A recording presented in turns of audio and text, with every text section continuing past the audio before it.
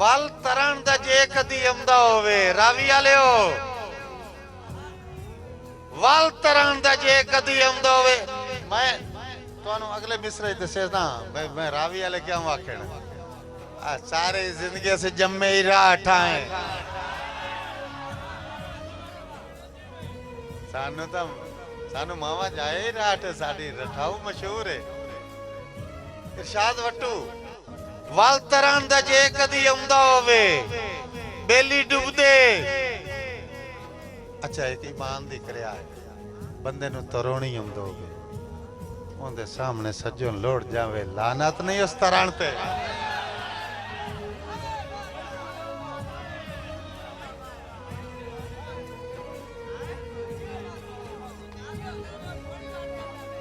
यार बंदा धड़ाक मारे जे बच गया तो बच गया नहीं तो आप लौट गया इन मंदिर रावी वल तरण दा जे कदी आंदा होवे मैं रावी दा तर्जमान हां तुहाडे 132 मुल्कां दा वल तरन दा जे कदी आंदा होवे बेली डुबदे तारने पाउंदे ने अच्छा एक और साडी मशहूर गल है रावी वाला दी कोई सज्जन मुसीबती आ जावे डंग चार गुजारे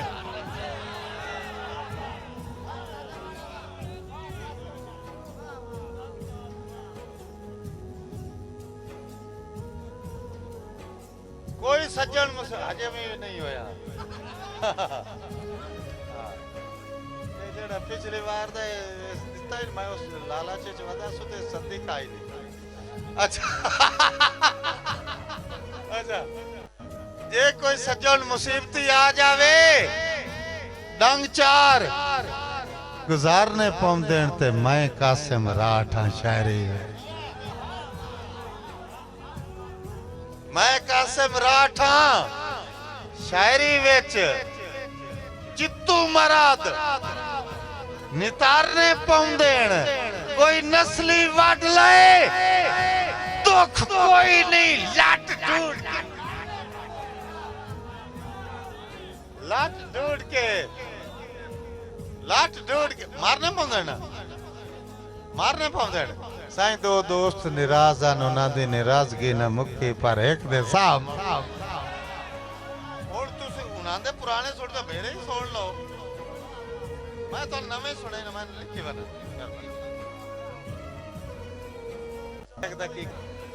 मैं पूछ सकना मैनू कांड करके कहंदा बख्त सवारी रखे आई मेरा एक लाजा खिदमत दा हर हाल विसारी मेरा एक लाजा खिदमत दा हर हाल विसारी रखे आई हुण कदी नहीं कासिम पेड़े च वड़िया आए कूड़ भी मारी रखे आई मेरे आउंदे ताईता रोके आ जड़ा राठ वंगार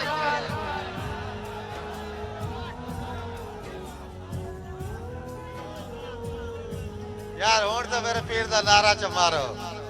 नारा ए हैदरी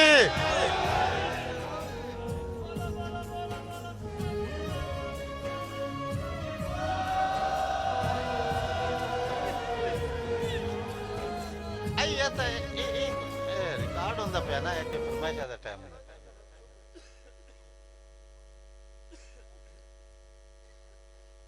जदा चासाई उमर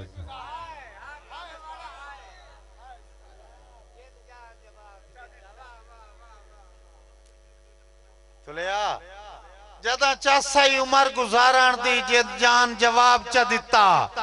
सुंजे सादी कासिम वजली नू हर तान जवाब च दिता ते रात सजे रहे रात गुजरदी रही मेहमान जवाब च दिता होई फजर बीमार दे वारसा नू लुकमान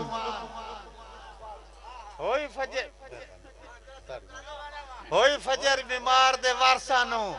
लुकमान जवाब च दिता साईं दो दोस्त नाराज आने एक दे राह ते रब्बी टक्कर पाए उस उनदा गुठ पद के उन खलार के गल कीती आंदा तेरी संगत दे सदके इरशाद वट्टू